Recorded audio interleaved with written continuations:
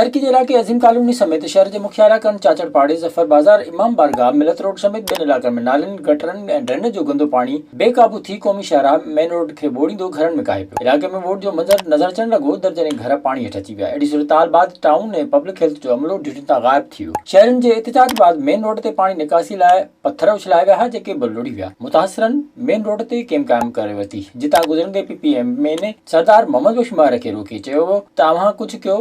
इंतज़ामिया सां ॻाल्हायो, जंहिं खेनि खोतो जवाब ॾींदे चयो त पाणी कढणु चेयरमैन जो कमु आहे, उन्हनि जो कमु सिर्फ़ु कानून साज़ी करणु आहे।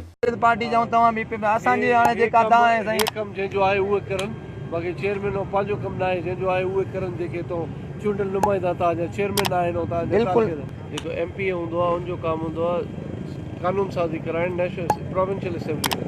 जेको MNA आहे उहो मथे चूंडियल नुमाइंदो हूंदो आहे, पर तरक़ियाती कमु बि उहो पाण सां कराईंदो आहे। लेकिन जेको हिते मुद्दा वारो कमु आहे उहो आहे चेयरमैन जे ज़िम्मे। मां तव्हांजी तरफ़ां उन्हनि खे चवां मुतासिरनि पारां मुतालबो कयो वियो त पाणी निकाल करे उन्हनि खे परेशानी खां बचायो वञे। विज़िट कयो अवामी आवाज़ मीडिया ग्रुप जी वेबसाइट awamiawaz.bk